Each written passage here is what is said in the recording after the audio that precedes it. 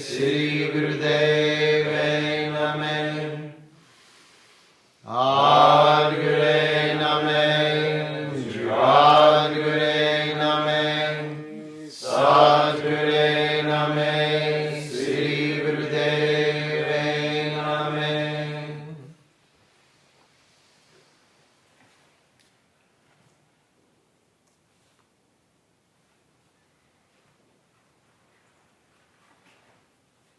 Satnam.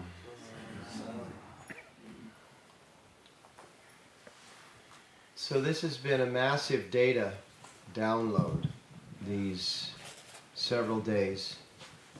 And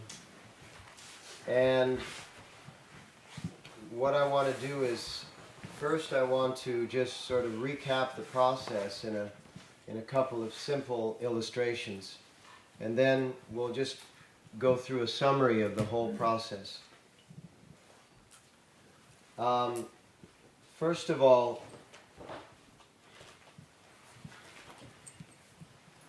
of the steps that we've gone through bring us to what we're going to look at in these illustrations, which are, let's face it, they're cartoons, because this is two dimensions that are trying to describe multiple dimensions, not just the three dimensions that we live in spatially, and the one dimension that we produce virtually, which is called, sequential time.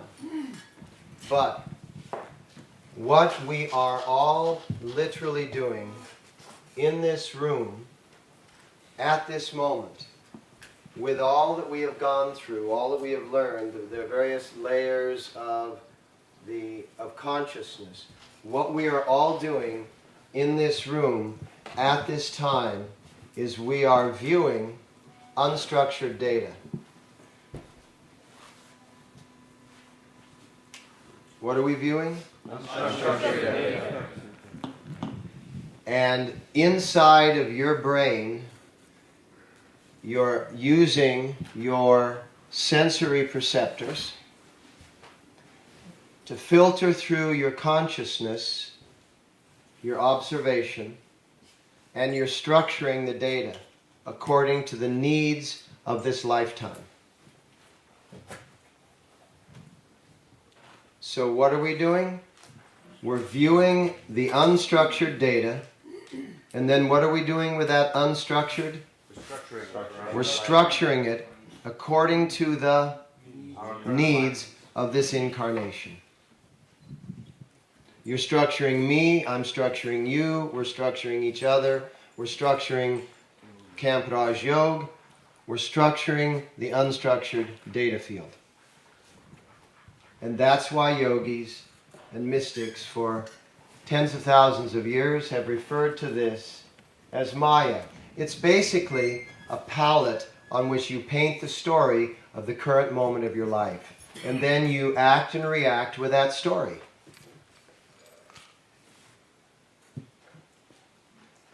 The way you get to the actual painter is stop assuming the role of the painter. And if you stop assuming the role of the painter or the structurer of your data field, you will notice the hand of God. Because the data field will still be shaping, but you won't be doing it. Because normally you're doing it, so all you know is you're doing what you're trying to do. Trying to build a house, trying to make a sale, trying to create a company, trying to whatever. Trying to deal with government officials, whatever. You just stop being the doer and you begin to observe the doing. It doesn't mean that you stop moving. It's just you start to observe the doing, and suddenly you'll see what is trend line. What is the trend? Where is this thing going to? How can I actually foretell the future?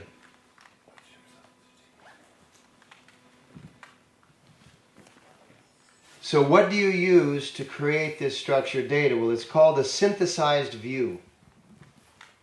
When you translate the Sanskrit into English, with current words, with modern words that will make sense to our brains, it's called a synthesized view. And a synthesized view does not take into account everything, like chemical medicine. Chemical medicine is a synthesis of natural medicines. But what they leave out of chemical medicine, because it costs so much to synthesize any part of a chemical compound in the herbal world, what they only synthesize is the most active ingredients. So if it's an herb that has a total balance of most active, active, and inactive ingredients. And all the inactive ingredients are doing is they're actually channeling the energy. They're not active, they're inactive. It's like the barrel of a gun. The barrel of a gun is inactive. The bullet is active. The trigger is active. The hammer is active. But the bullet is very active. The bullet is most active. If you didn't have a barrel of a gun and you shot a bullet just out of there, it could go anywhere. It would have no target capacity at all. So inactive ingredients around the most active ingredients in herbal compounds are really important because they allow the herbal compound to reach the target. And that's why synthesized medicine, pharmacology, is so, you listen, okay, this will stop your sinus problem. And then they play this incredible celestial music and they say, causes blindness, death, vomiting, dizziness, diarrhea, blah, blah, blah, blah, blah, blah, blah. And you're going, and you don't even hear it because all you're hearing is da da da da da da da da da da. And this pleasant voice going, could cause you to die, could cause you to live in a very upside down way with shit coming out your ears, and you figure, it's worth it, man, because my nose won't run. I don't care if I've got shit coming out my ears, my nose isn't running. But what have they done? They've synthesized the herbal structure and they've got the most active right there, and it's not aimed very accurately, and it just explodes in your head. And the fact that it stops your nose but hits everything else in the process is okay, right? It costs them like $250 million to synthesize any ingredient, and that's why they don't do it. It's a major, major project.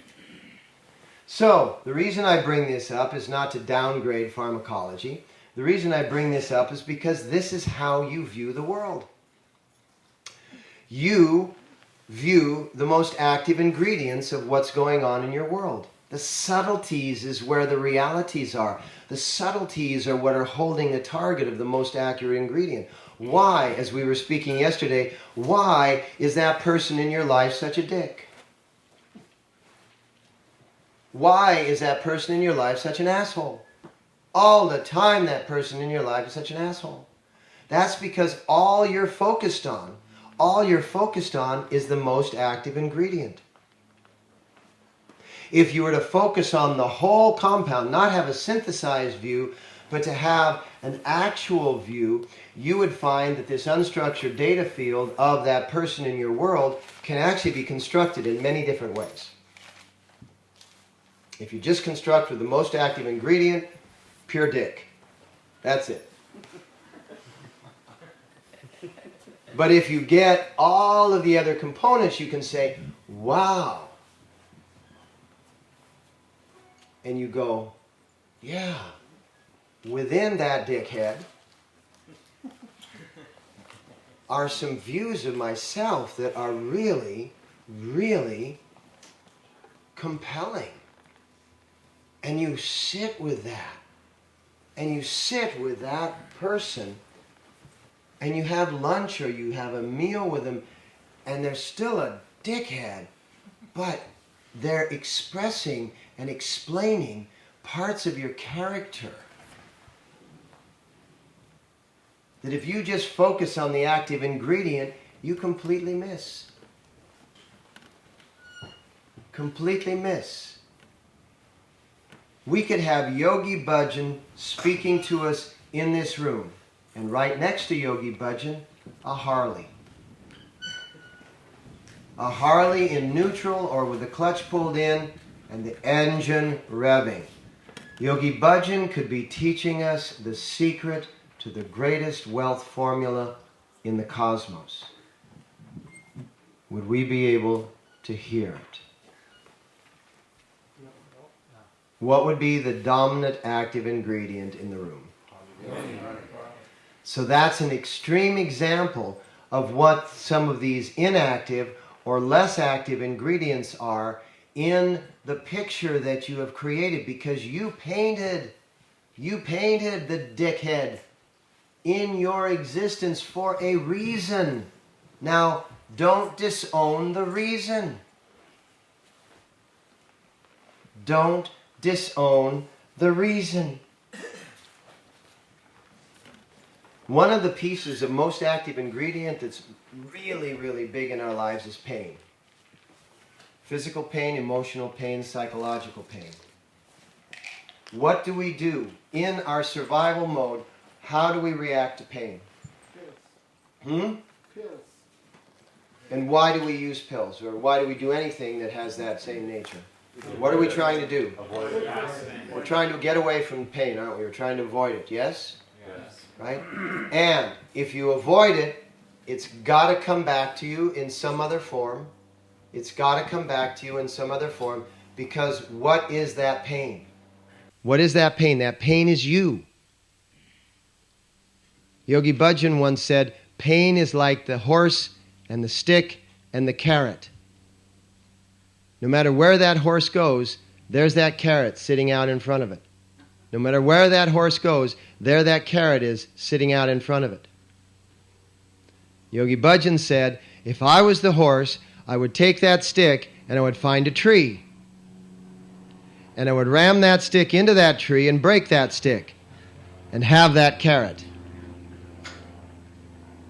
I wouldn't keep trying to go right like this and like this and like this. I would embrace that carrot.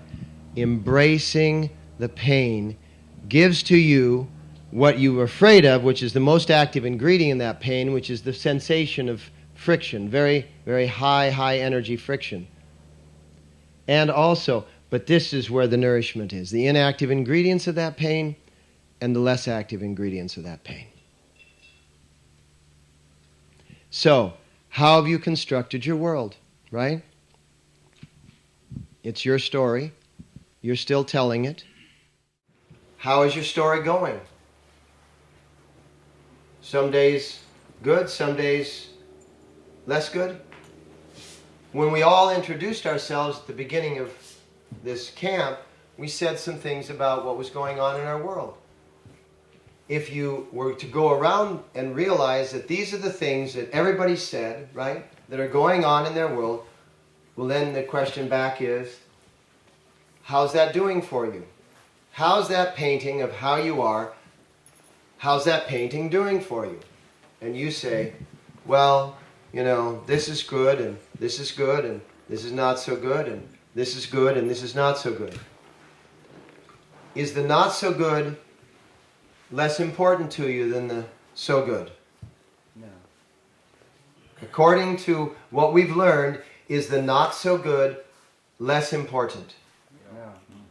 No, the not so good is there in many instances to identify the boundaries of the good.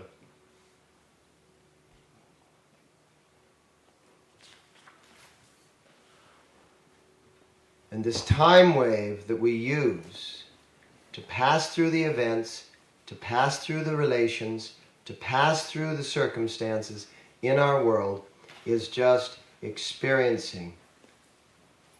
Experiencing.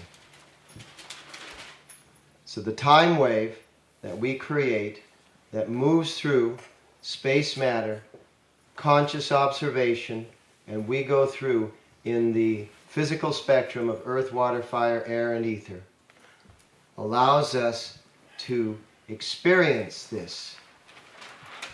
The law of the material spectrum that we just described in the previous PowerPoint slide, right? What is the law? Infinity is the law of matter. What are the laws of infinity? There are no laws. And there is no definition, there's no location, and there's no direction. So that means that you've got pure clay to mold your world with. Pure clay to mold your world with. You are consciousness, come into matter, space matter, have produced a time wave, now you're moving, you're producing a past, you're living in the present, and you're anticipating the future. And there are no limits. So it's up to you. You write your story. The story is yours. Okay? We're all there, right?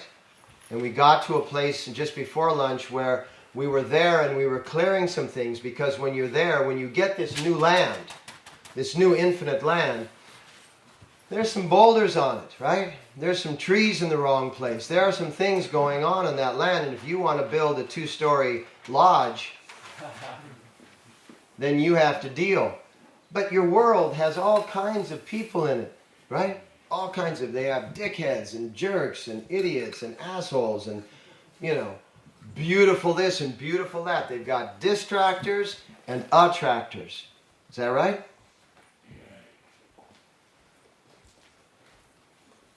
And we learned that this, what's going on, we were just listening before class started about, check the name, you know, check the name, Moody's, S&P, right?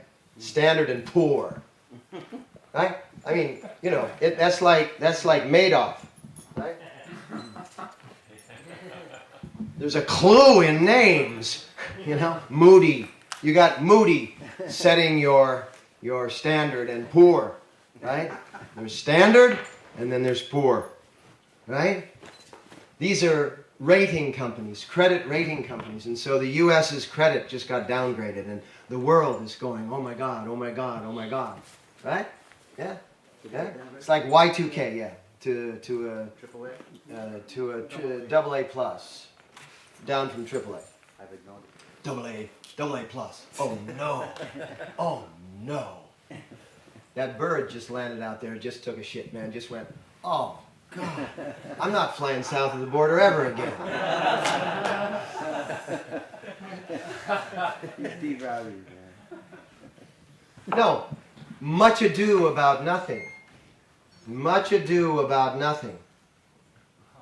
Because all of finances is all about trust. So these are storytellers. Standard & Poor's is a storyteller. Moody's is a storyteller. That everyone that deals, bankers, Federal Reserve, they're storytellers, right? They're just storytellers, and it's a matter of who trusts the story. But it's not who trusts the reality, because there isn't reality in it. So all this business going on right here is all the fetus realm of human existence. Standard & Poor's, Moody's, U.S. government, Canadian government, British government, banks, right? All of that. I mean, you know, you've got some CEOs crowning, but, you know, try finding a needle in a haystack sometime, right? So this whole world, and this is exactly what you were addressing, this whole world has developed a system they call wealth. They call finances. And it's their game. They've set the rules, they've created the standards, they've created the poors, they've created the moods. They've created all of this business, and all of this is just that. And I'll say the reason you aren't going forward with business is because you're waiting for this up here to have a business.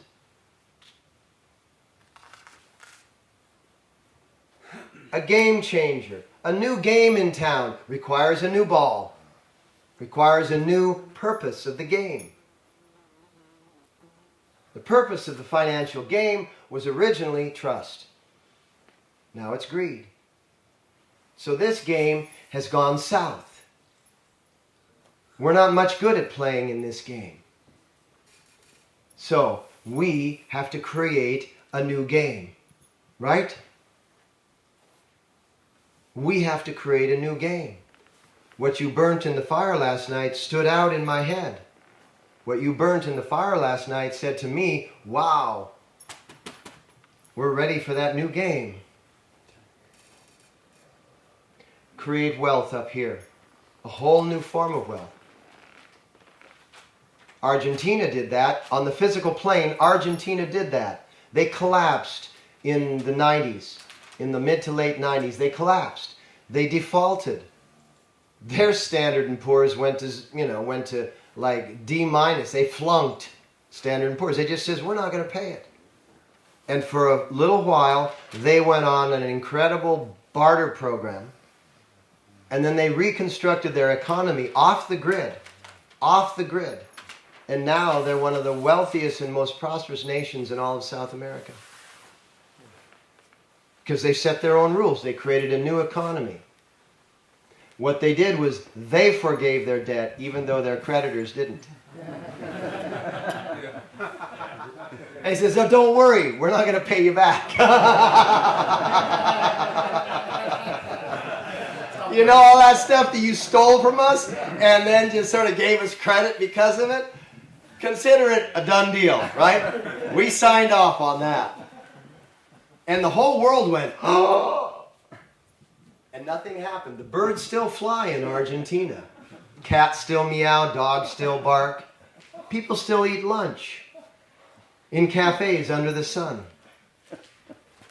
So the idea, where do you live? Where do you spend your day? Because most people, oh, it's in my hand. Most people aren't here now. Aren't here now. Even in their most moments, they're either concerned about the past, anxious about the future. Neither one exists. And so they're breathing, they're drinking, they're eating. What are they feeding? What are they feeding? Ego. They're just feeding an event that doesn't have an occupant. Somebody fix his makeup. Wardrobe check. So, in order for us to live in now, the number one tool we must use is this right here. In order for us to live in now, we must be forgiving the future and forgiving the past. We must be forgiving our anxiety about the future, our concern about the future, and we must be forgiving all of the memories of the past. And out of the future, we must derive those events. I'm not saying don't plan.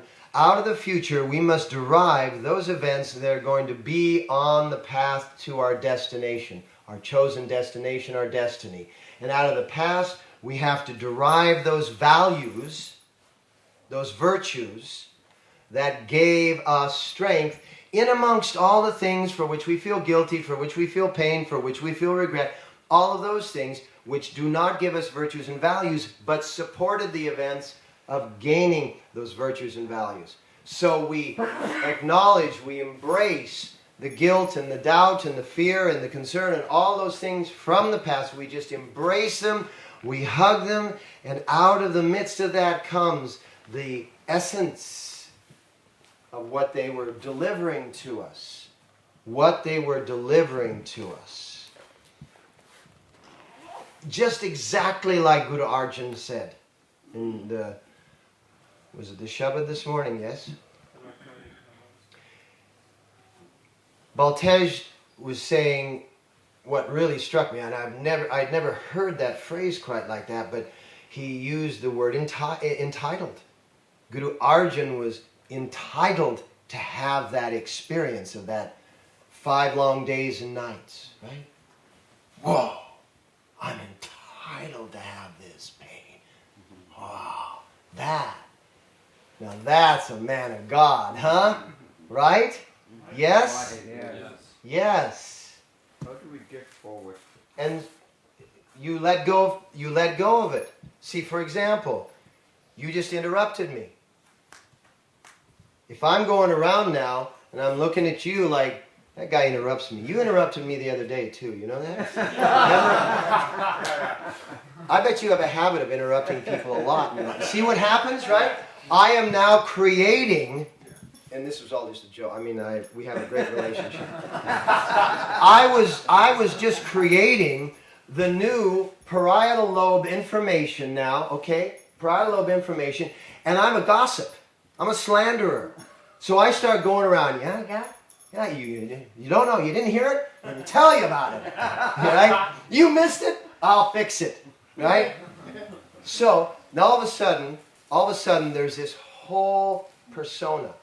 Okay, what needs to happen? In order for me to move forward and not get sucked down that path, I have to go, and you interrupt me, and I have to go, what is it? And if I'm in what is it mode, I can't be thinking about, I hope this doesn't take long.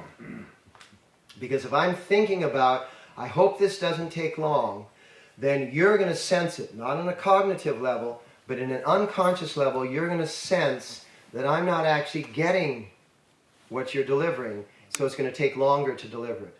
So my desire to have it not take that long is going to extend the time that it takes. But if I turn to you and I say, wow, I got forever. I don't necessarily have to say that, I just am that, right? I've got forever. You completely experience my full present. You can give one bit of data and we're good to go. Anybody have interruptions come into your world? Begin to treat them like that. Interruptions, right? You just go in, every once in a while set a boundary. But when you set a boundary, it's not don't interrupt me. Because what does don't interrupt me mean? Interrupt me.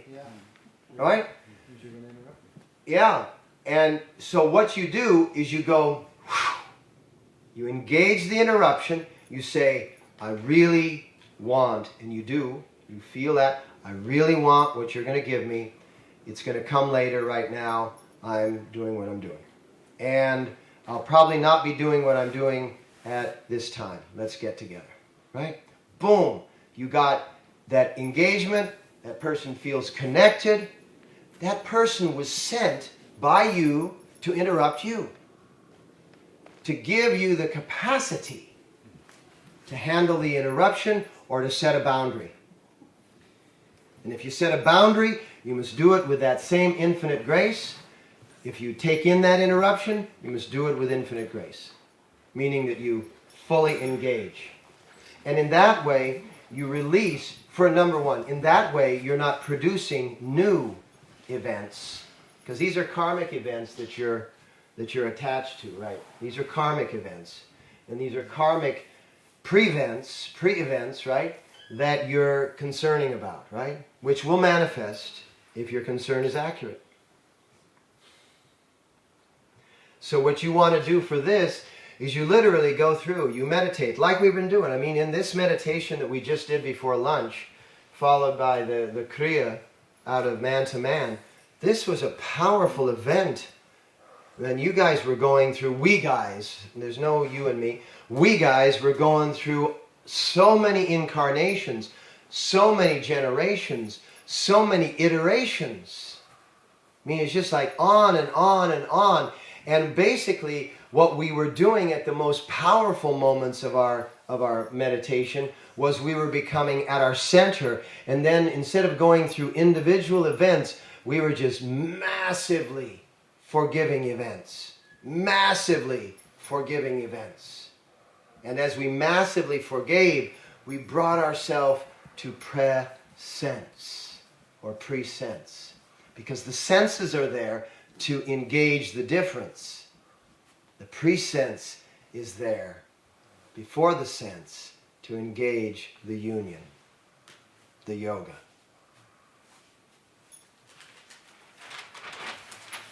And then we got into the good old people. And the 254 ancestors, 127 on dad's side and 127 on mom's side, going back through them, these are the ones that are literally producing all of the DNA effect that is collected in the reticular formation that is trying to keep you safe. It's just trying to keep you safe so that you survive. It's not a bad thing. It's just trying to keep you safe so you survive. But let me ask you this. You put trainer wheels on a small child's bicycle, right? On a two-wheel bike, you put trainer wheels, right? So, to keep the child safe, right? Keep the child from falling over and hurting itself, correct? Yes. Once the child learns to balance on the two wheels in between those trainer wheels are dangerous. Because once the child begins to actually ride the bike rather than the quadricycle, right? The two-wheel bike with two trainer wheels. Once the child starts to ride the bike, the child's not going to turn like it used to turn. With the trainer wheels, the child turns by bending the handlebars, right? By twisting the handlebars.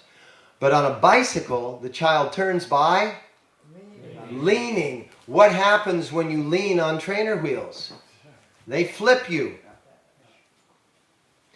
They spin you around. They throw you off the bicycle. So at a certain point, the things that kept you safe now are the most dangerous things in your world. Right now, in your lives, anytime you're playing it safe, you're playing with fire.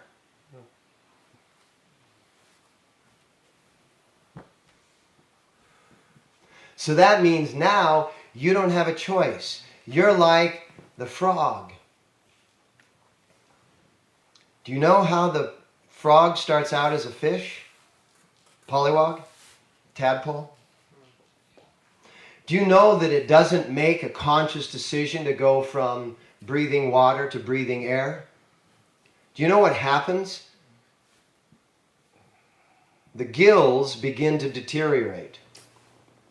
And at a certain point, those gills have deteriorated to such an extent that the pollywog that now has a couple of legs and all that and is swimming through the water and losing its tail suddenly sticks its head out of the water and for the first time in the history of its life goes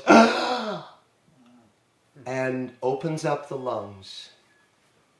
And suddenly it's no longer in that state of incredible anxiety, which is exactly where we are at as a humanity and as individuals. We're going, this ain't working anymore, right? Oh no, downgrade, right? Economic downgrade. You know, you go, because these things are happening in this world to deteriorize those things that we relied on in the past. Trainer wheels, the economic rating, all those things are just collapsing. And who told us this would happen? Yogi Bhajan. Yes. He told us and we all went, okay, let's do more yoga. Oh, let's sing a song. Right? And he was just always going, folks, da-da-da-da-da-da, da-da-da-da-da-da, da-da-da-da-da-da, right? Warning after warning after warning. Pretty soon he just started going, okay, I'm gonna slip them in every class, right? And he would slip the warnings in. Somebody will read this someday and they'll go, folks, I think there's some clues in here. Right? Because we weren't listening. We weren't paying any attention. We were just, when's lunch? When's dinner? Where's the watermelon? You know, when's he going to say inhale?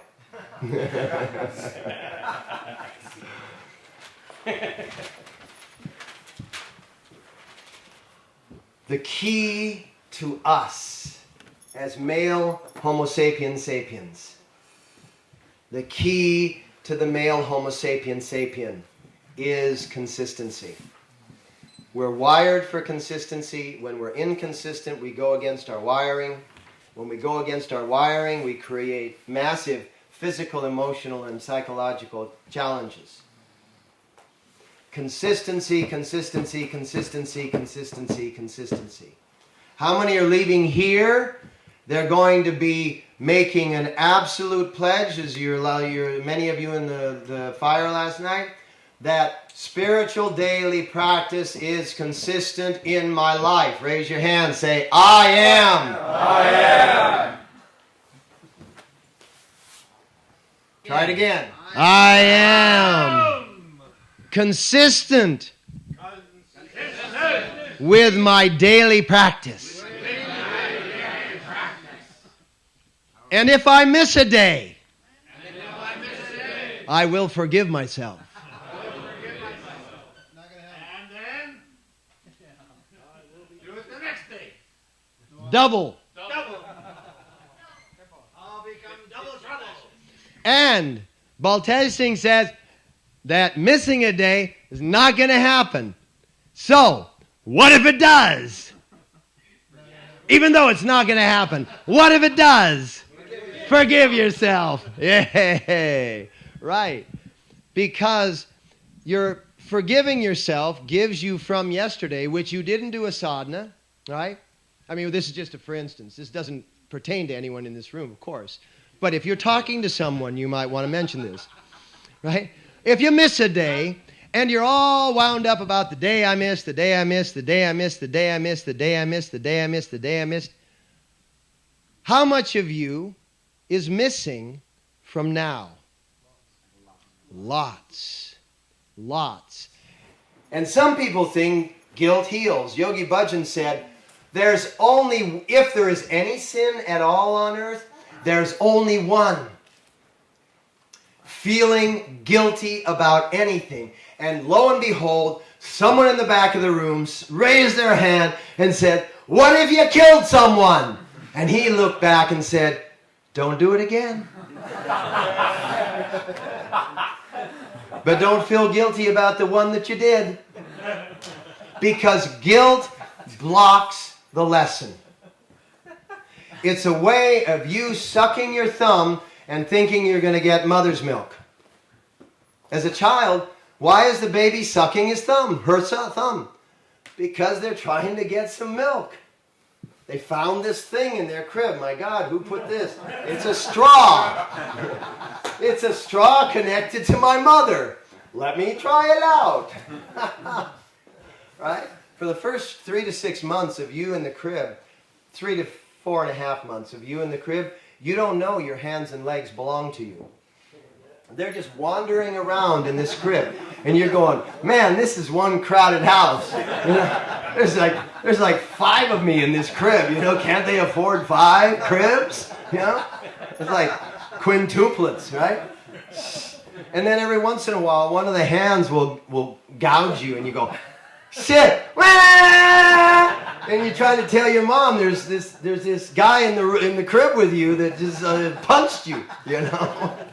That's the truth. You don't know. You don't know. And once you do learn, then you start learning actually how to function with these things. And that takes a whole long time too. And then your learning stops as embryos and fetuses. Once you learn to walk and talk, your learning stops. It's just, how do you collect wood? Energy. How do you collect food? How do you get clothing? And how do you get shelter? And the whole world is just about fanciest clothing, fanciest shelter, most savings, energy, collected wood, right?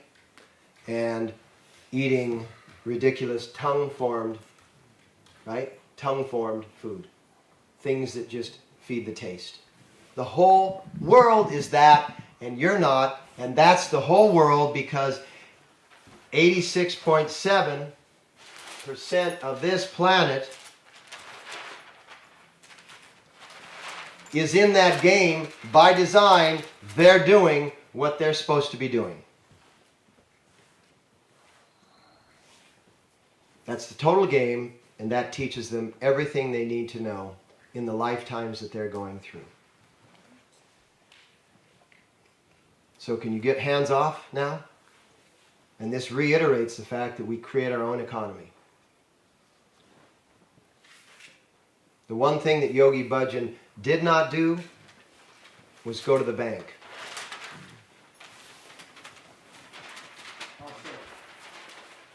Oh, he had a checking account. But he did not go to the bank as the saving grace. He did not go to the bank.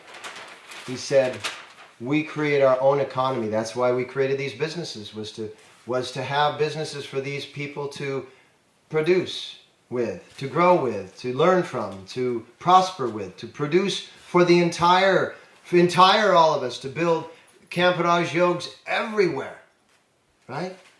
Kripalu type, Omega type centers everywhere. And we find that, what did we learn about, how do we increase the 360s to the 360s to the 360s? What do we do to ourselves? Begins with a C. Well, the first two letters were correct. C-O. C-O-R. What do we do to create more 360s to the 360s? We corner ourselves, right? We cut off our options. It's what commitment is. Commitment has no option, right? In commitment, there is no plan B. Yeah, correct. There is a plan A. It was what you were expressing, and then not going to happen. Commitment. It's not a commitment to. There's no object in commitment. Commitment is equal to infinity. There's no rule. There's no rule. So there is no plan B, because plan A doesn't actually have any end. Doesn't have any limitation whatsoever. Commitment has no object. And to create more of these, because these are views, right? And this is what happens with our consistency. Is that, so did everybody understand this? Because some people ask, what does that mean? And if I have an object, I could tell, kind of like a stiff piece of paper. Here. Okay. So this is, let's say this is a circle, okay? So this is one plane, right? A horizontal plane, yes? We're all together? Yeah. Okay. So standing in the middle of that circle, I can see around that circle 360 degrees, correct? All right. So now, if I want to do 360 to the 360, what I do is I create an axis in the middle of this circle, and I go 1, 2, 3, 4. Well, obviously it's much slower than that, but I go around 360, and every one of those new planes has in itself 360 degrees, right? So that's 360 to the 360. All right? That's one evolution of 360. But how many of these angles and diagonals rather, and diagonals within the diagonals, and diagonals within the diagonals within the diagonals, it is limitless. It's 360 to the 360, right? And it's continuous, constant. This is what Sri Singh Saab was talking about in diagonal management. In diagonal management, if it's not working from one angle, you've got limited angles to look at it from. One of them will give you a working equation. One of them will give you a working equation. Now, if that's your tool, and you've got options, you may not go to that tool because that tool is very extreme. But if you have that as a tool, which is an infinite tool, but it takes a lot to maintain, to know that there's always the other angle to look at it from, and you've cut off all your options, you're in a corner, you're going to start increasing those angles. And those angles are internal angles. How do you see what you see? How do you hear what you hear? How do you feel what you feel?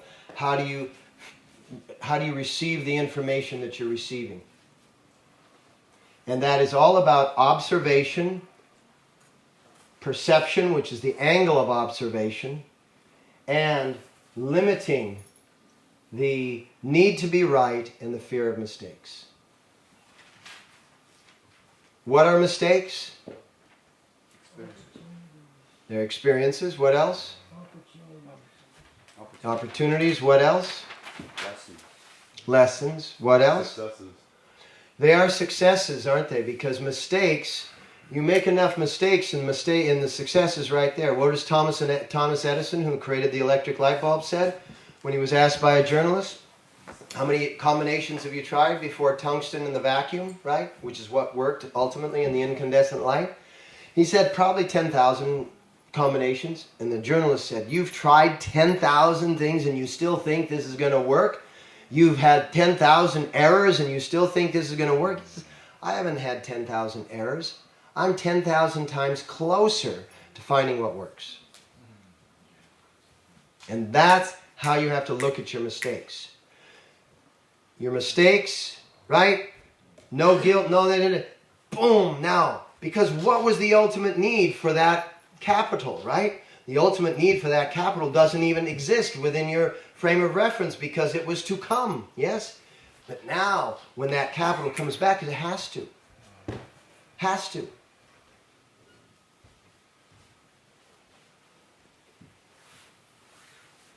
The what is. When we avoid the what is, we have no starting point, correct? So, you're the fastest runner in the world. Here's the starting line, and you're just like this. And the guy's saying, on your marks, and you're running around. You're the fastest runner in the world. On your marks, get, set, go! And you take off running. And the rest of them go down the track. Do you win the race? You're the fastest runner in the world. Do you win the race? No. No. Why? Because you didn't come to the starting line. You didn't get on your mark, you didn't get set, and you didn't go in the right direction. And that's what we do when we're all kinds of upset about who we are.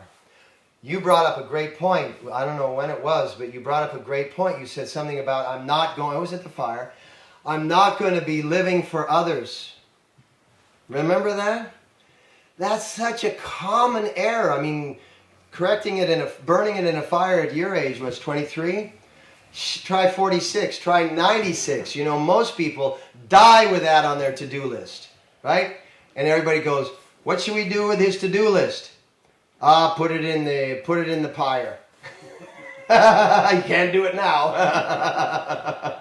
Guy died with a to-do list. Hey, wake up! You got some things on your to-do list you haven't finished yet. You know, right? He's going to come back to life, right? That's how you bring people back from the dead. Well, the idea... 11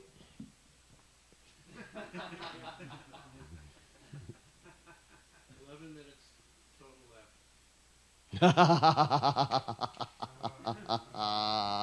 11. 11. One time Yogi Bhajan brought up a story. One time Yogi Bhajan was talking to me, or talking about me. Anyway, he said, because I was his firstborn, right? So he called me his first son, right? He said, Rambir will understand. And Rambir and I are best buddies, right? So he says, yeah, 1 is always unchangeable number. You even add a 1 to it, it becomes 11. 2 ones. 1 plus 1 is 11. So get to the what is, and that's all your warts, all your pimples, all your stink, all your snot, all everything, all your beauty, all your this.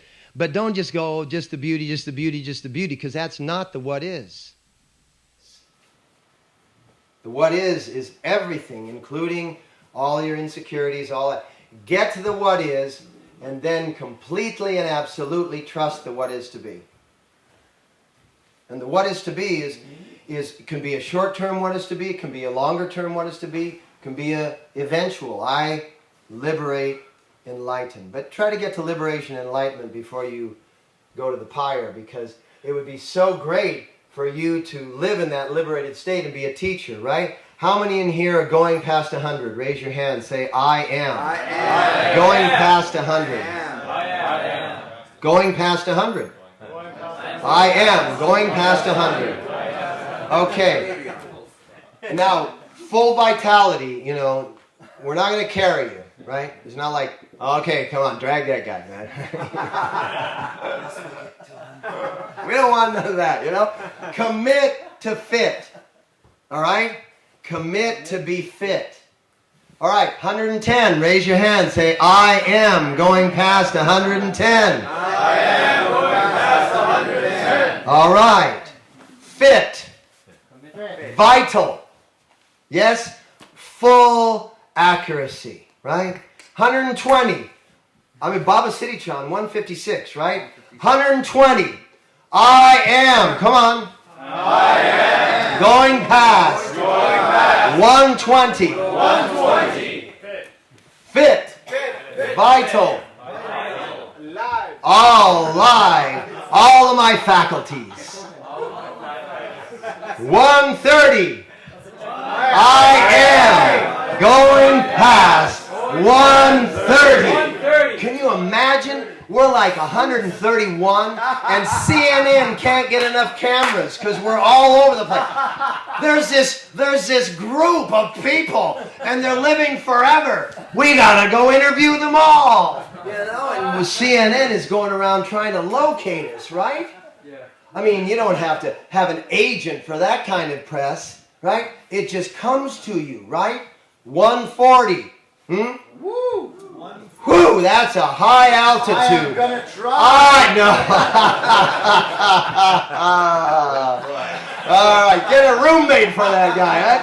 I am going past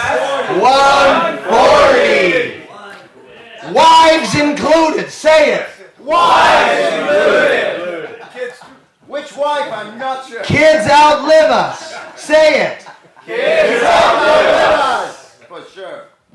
150.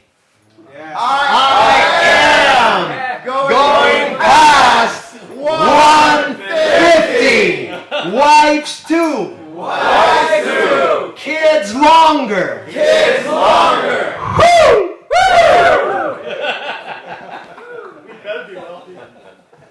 Healthy, happy, and holy. and wealthy.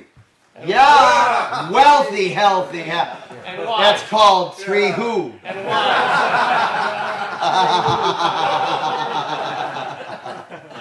Because everybody's going to be asking, who are they? Is that good advertising for our watch bottles? Our clock bottles? That good advertising? Yeah.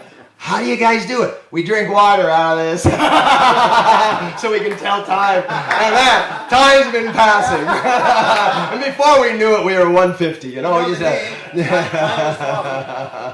they'll make commercials, they'll make movies, they'll pay us just to be sitting on their bench. So the what is leads to the what is to be. And you get to make big choices in the what is to be. And this was all about how we single out in the reticular formation, how we single out the what is, right? And we actually distort the what is by dropping a lot of it through the cracks of our brain, right? Because the brain has these activities that, you know, just pick out the things that we want to see that confirm that we're right, because it's a millions of years old system that is trading off being right for being dead wrong, right? And no longer are we dead wrong when we're wrong, because we can be wrong and you can drive down a wrong street and you're not dead wrong unless you're in Baghdad, right? And say, well, in every other city you're pretty good, you know, you just lost. And this feeds into and is fed by the parietal lobes for chronology, the experiences that you've had in this lifetime at the top of the brain, and the reticular formation for genealogy, the stuff that's in your bloodline. And we've been clearing that the whole time that we've been at men's camp. And all of these are part of Yogi Bhajan's diagonal management, which is really entitlement with humbleness, right? Because if you're managing a bunch of people and you're not entitled, you have no strength to manage. But if you're managing a bunch of people and you are entitled but not humble, you have nobody following you for the good reason. They may be following you for a paycheck, or they may be following you because they're afraid or whatever. But they're not following you in consciousness. So it's the diagonal blend between that entitlement and the humbleness that creates leadership, that creates that true leadership. And we talked about the time wave and how that this, the first frame, which is observing spirit, comes in to the buoyant physical frequencies, right? The spectrum. And there's places. And we would see Yogi Bhajan play on this wave all the time. He'd be in. How many of you ever got yelled at by Yogi Bhajan, huh? It's like, how many times a day do you want to know, right? Right?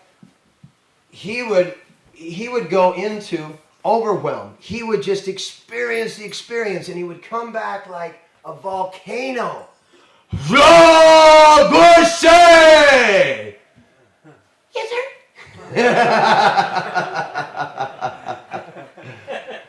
And then he'd zip back up to balance, and he'd go, got your attention. Would you please just make sure? Now I've gone from one extreme to another. I've gone from the extreme of being afraid for my life to being totally in love with my teacher, right? And just sucked me right up in. So using this in your own existence and in your relationship with others, there's times when you have to be there with complete certainty. If you've got a child who's about to cross the railroad tracks, a toddler child, right? Big train coming along, right? Are you just going to go, I'm confused here? Or are you going to go, just stay balanced, Guru Singh, come on, right? No harsh words, right? Or are you going to go, are you going to go, this is really overwhelming, I don't know if I can handle this. Or are you going to go to angry certainty? Angry certainty. Angry certainty, absolutely. And that's bring the balance back later, right? So you dive and you pull the kid to safety. Maybe you dislocate his shoulder. It's better than an obliterated life. After or during? The Indian way is after. Now that you're safe. And there you go. Very good. Okay. I don't know who's going to get hurt. He'll never do that again. Somebody going to get hurt. Real bad. But not killed. Within an inch. See, so you ride the wave, yes? And you know where you're going to ride according to, because you are viewing the what is, not the I wish it were different. No. You're viewing the what is, and there ain't anything dropping in the cracks, right? And you're entitled, I'll be humble later. And you take action. Right? Mm-hmm. Just that simple. Yeah. But be master of this process. Don't be caught in the middle of it. Don't be a puppet on someone else's. And so, where is he? Siddharji here. There's another component here that I would like to. He has some medical background, and he let me remember that the sinoatrial node, the part of the heart, actually, the thymus receives, as we said before, receives the impulse of what is called place. This person has the authority to exist. Silver cord from infinite cosmos to thymus, this person has the authority to exist. Thymus lets the sinoatrial node on the heart know, go ahead, hit another beat. Because that's the one that is the actual pace setter. This is the one that is the place setter. You can exist. This allows you to exist. And then the lungs, which are always hugging your heart. Every time you breathe, you get a heart hug. Yogi Bhajan said that the reason that first gasp for air when a child is first born is so important, it gets the sense of community. Because it's in its heart, it's living in its heart, because it's the first organ that exists in the embryo is the heart. First organ that exists in your entire body is the heart. And you suddenly take, and you fill your lungs, and it screeches like crazy. It burns like the dickens because the lungs are opening for the first time. Nerve endings are experiencing the heat of air moving on them for the first time, and it's just like screamy. And out of that heart, your words are, I exist.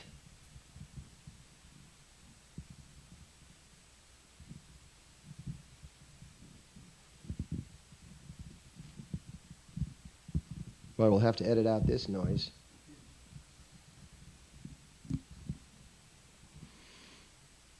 Out of your heart comes the scream of your existence saying, I exist. But it's I exist within a community because it's from the heart, and the heart is surrounded by the lungs that have now been inflated. That's that birthing process. We talked about parietal lobes, the chronology, reticular formation, genealogy, the solar plexus, the cosmology, the akasha, your cosmic record.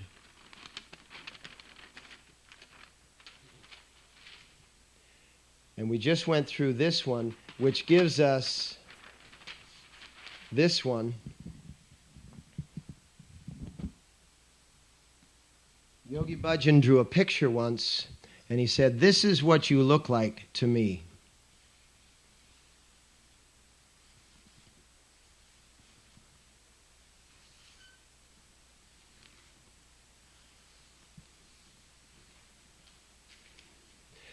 And all throughout here,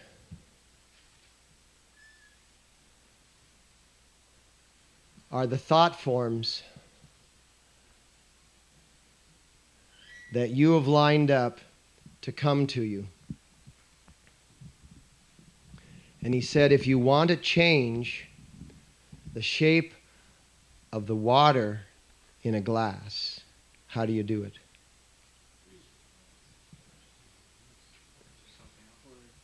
Say it louder. You pour it into something else. Exactly. You change the shape of the container. He said your consciousness is a container. How your consciousness is shaped, and by what you shape your consciousness with, is going to be the shape of things to come. The shape of things to come pours into your container. They can be in no other shape than your container. Clear? So as men, right, as God's men, which is what we are, as God's men, we're at the very tip top of that pyramid. We're not in the 3.3 belly. We're in the 0.00003. Truly. Everyone in this room. And anyone in the room that just in that moment said, well, except for me, is incorrect in that moment. But forgive yourself for being incorrect, because you are a part of that very, very, very advanced capacity. Are we better than the bowels of the embryo? No. Are we more important than the bowels of the embryo? No. No. Yes, of course. He is my side man. Sidekick, yeah. That's what, Yogi Bhajan said he was sidekick. And everybody thought he said he was psychic. He said, no, I'm sidekick. And then he said it twice, I'm sidekick. And somebody then tried to correct him, you mean you're psychic? He says, no, I mean I'm sidekick. Guru Ram Das Me. I'm sidekick. He had heard the word someplace in a Western movie or something, and you know how he was, right? Don't Give an Inch came out of that movie by Paul Newman, written by Ken Kesey, right? Sometimes a Great Notion, a book by Ken Kesey. And then from then on, Yogi Bhajan was because there's a big sign in the movie, right? Yogi Bhajan, don't give an inch. He got all of his knowledge from movies, yeah? Yeah. So, any question? Oh, grab a mic. What number? Just whatever number, just tell me. Right there, yeah. 5.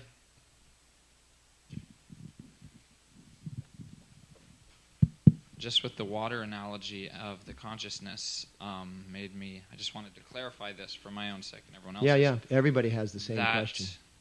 We don't actually need to worry about micromanaging our thoughts. No. We need to work on shifting our consciousness, and then it'll all fall into place.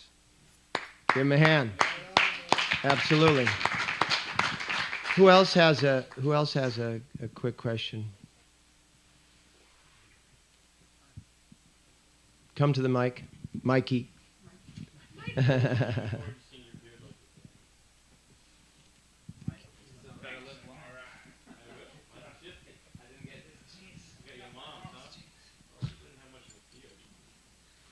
Well, maybe you'll get his Bermuda shorts. You got her jeans. Yes. Without being sarcastic or facetious, I just really honestly, this has been occurring to me ever since you talked about it yesterday, about the diagram that talks about fetus and embryo type people. And you said that that proportion is okay to be whatever it is, and it has been, that's what I understood, ever since humanity was around. You know, most people on Earth have that level of consciousness. Yeah, actually the lower levels drive the upper levels higher. And so there has to be that much percentage in the lower levels in order for the higher people to become extremely enlightened.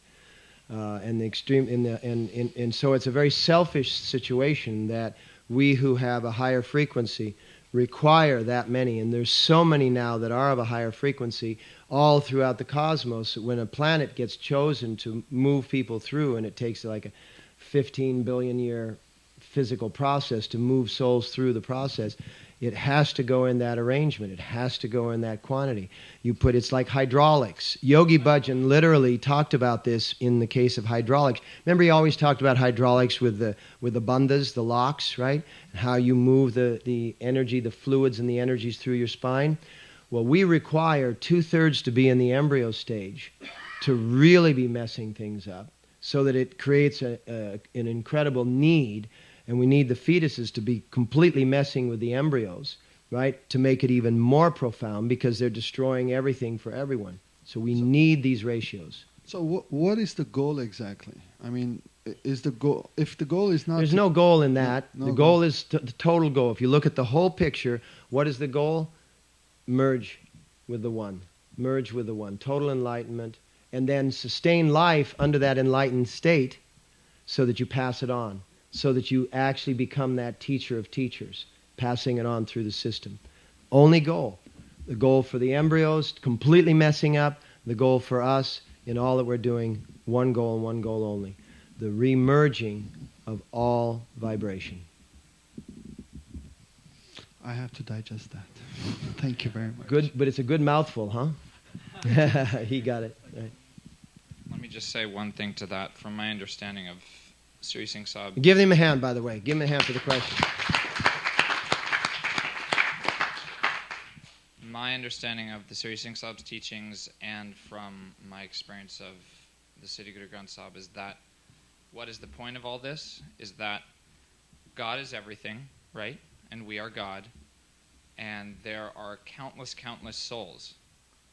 And God has fragmented itself, himself, herself, except not fragmented because we're all together at the same time.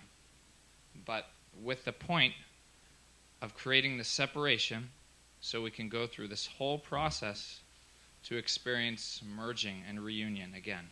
And it's that ecstasy of union with oneself that God is experiencing. We're the micro, that's the macro.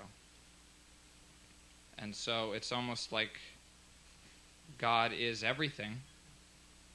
And so all of this is just God experiencing God. And we're just a small facet, so we kind of forget that.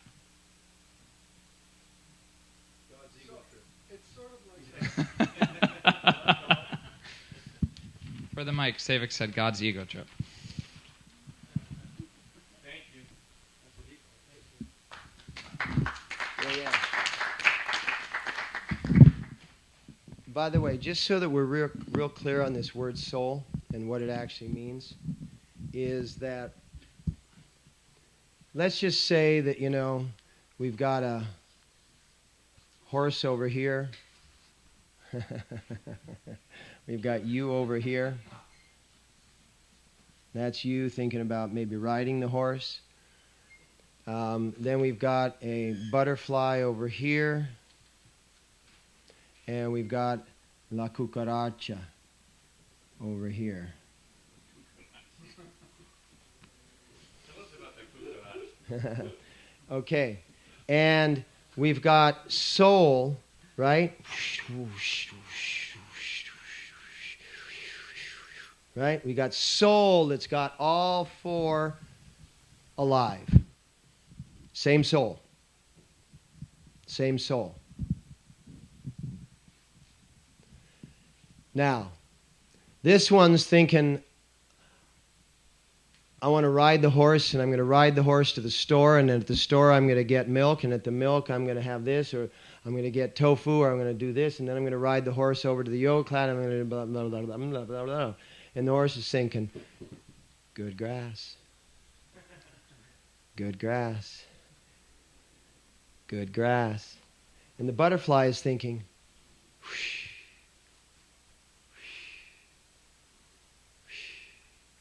And the cockroach, don't anybody turn on the lights, right? The cockroach runs from the light. All the same soul. Kind of blows the whole idea out of the fact that I'm a very old soul, doesn't it? All the same soul, different consciousness. This has consciousness, right? This has consciousness. This has consciousness. This has consciousness, but the only vehicle that has the capacity to read the consciousness. And then there's a pine tree in here. Same. And then there's a rock. Same. Consciousness, consciousness, consciousness, consciousness, consciousness, consciousness. What creates difference? We can read the consciousness. Do most of the people read the consciousness? Of course not. Most of the people just think, good grass. Especially in BC.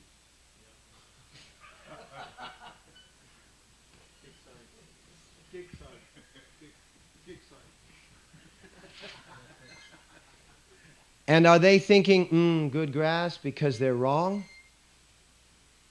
No. They're thinking, good grass, because, and I didn't mean marijuana, by the way, I just caught that joke. Because it's BC grass. Or he's thinking, good dump, right? And most people are thinking, good dump, right? The bottom line is that only when you get to that level, that frequency, are you actually utilizing the tool of your consciousness to run your life. Otherwise, you are just wood, food, clothes. Wood, food, clothes, and a wheel. To get from your wood to your food. Yes. Either one. I was just remembering what you were saying about the thymus and anchoring in that silver string, whatever that is. And I'm wondering... The silver cord. The silver cord. And I'm wondering if this whole connection is connecting everything. How does a butterfly, if it has no thymus, or a pine tree or something like that, connect? I mean, how is it They more or differently? How is there a different soul? Or I It's mean, if it doesn't soul, have that, soul. How does the same electricity run your toaster, your computer, and your vacuum cleaner? That's the analogy. Soul is the electricity that supports all life. And the Right. stone has life, it's a different life. The tree has life, all has life. yeah. But I guess if we're using the toaster analogy, it seems like, you know, if a butterfly was a toaster without a cord, then it wouldn't have electricity. I mean, there'd be nothing running. Well, every one of these things has a cord. Okay. Well, does it anchor in some other way than Mhm. the thymus then? Just like the electricity to run your vacuum cleaner anchors into the vacuum cleaner in a different way than it does when it runs your computer. What humanity has done for centuries, it's a very good question. What humanity has done for centuries is they have identified with their life energy as theirs. Because human beings need to identify themselves. Most other creatures don't really identify themselves. But because humanity has turned its consciousness into vanity, which is a part of life, it identifies itself. Therefore, it also identifies its soul as being, this is my soul. It's like a toaster saying, this is my electricity. But it's a matter of perspective. If the toaster could really see, that electricity is actually just electrons flowing into it, being used and exchanged and transformed into other energies which the toaster is using. Transformed into heat, which dissipates into the air, and all of those kinds of things. Okay, so then what is the difference of our connection to the soul through the thymus to the connection of things without that? Well, there's a replacement in everything. What it is in a tree, we'll have to find out. What it is in a rock, we would have to find out. The cockroach, the fruit fly, and the human being, the differentiation in the DNA is a minute percentage. A minute percentage of differentiation between the DNA of an insect and the DNA of a human being. And so whatever it is, right, whatever it is that transforms the energy of life coming in through the silver cord into whatever body it is. And interesting, Yogi Bhajan was talking about the mineral world, right, and the plant world. And someone had committed suicide. So Yogi Bhajan went out looking for him, right? And looked for days, couldn't find him. He finally came back one day and he was teaching class and he said, okay, we've found, and whatever the name, it's not probably appropriate to say, but I can't remember it, so I won't say it anyway. But anyway, a blade of grass. Because of this person's possibilities were so vast, elevation was so high, taking his own life had literally tossed him back not only through 84,000 lifetimes, but back into the 8.4 million lifetimes into the plant world, down to whatever level a blade of grass was. So we incarnate through all of these. And life as a stone can be a very solid life. Yeah, no worries, you know. Have you ever picked up a stone and had it complain? You pick up a stone, if you're sensitive, you pick up a stone, it's been sitting there next to another stone for like 100 years. They've got a relationship. You say, I want this one on my altar. It's going, buddy.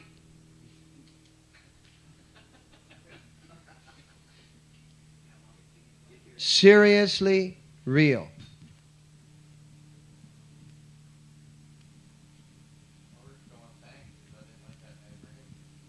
It could be, but not at stone level.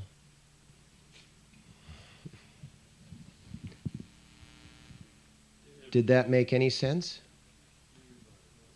I don't mean about the stone, but I mean about the connection.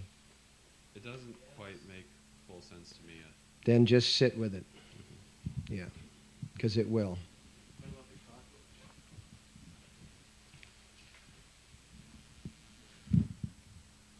Go ahead. Go ahead. I was just curious about you said man's key to being a man is being consistent, because man is the sun. But how does that work with not playing it safe and always kind of improvising, you know?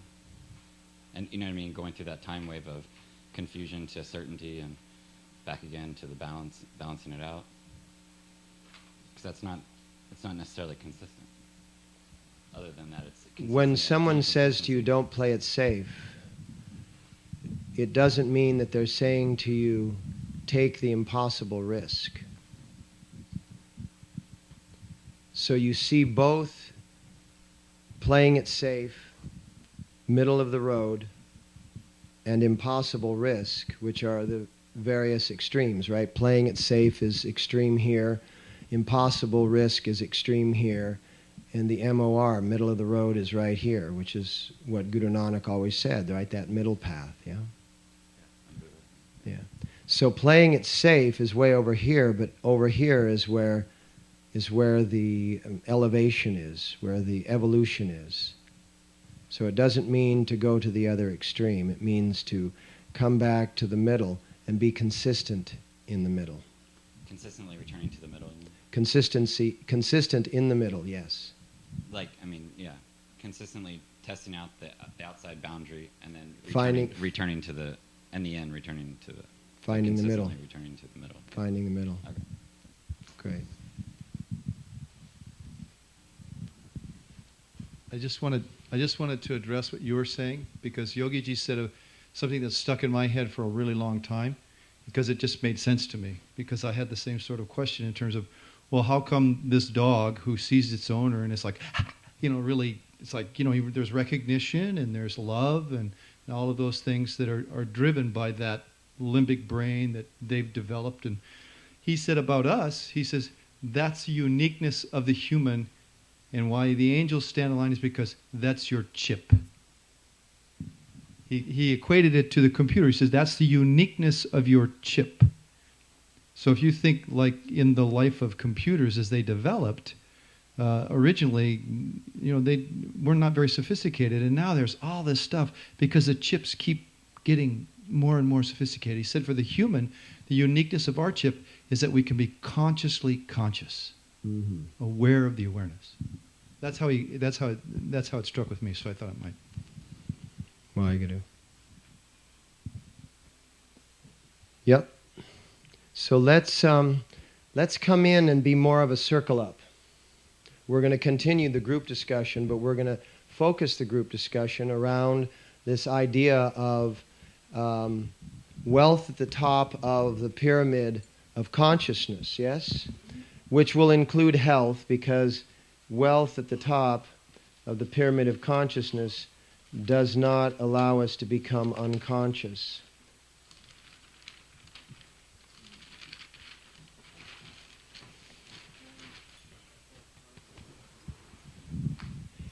And yeah, we're kind of circling up, and let's get, one second. Let's get us with some microphones in the center of the room. So this is going to be a bit of a equal opportunity event, right? We can have leaders, but we would more likely do it with just involvement.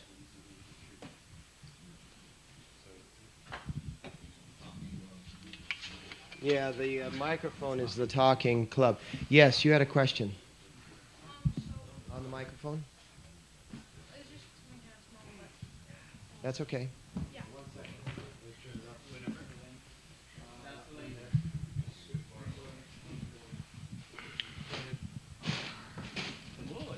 I had heard from that Yogi Bhajan said that if you commit suicide twice in the human lifetime, you are reincarnated as a rock on the moon. Well, there you go. So let's all figure we've done it once because we're not a rock on the moon right now, and we won't do it again. Right? Yeah. Thanks for that warning. Appreciate it. Okay, so let's close out the class and open up the discussion, right? May the long time sun shine upon you, all love surround you, and the pure light within you guide your way on. Guide your way on. Guide your way on.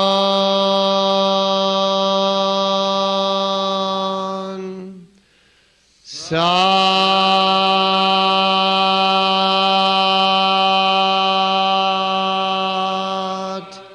Nam.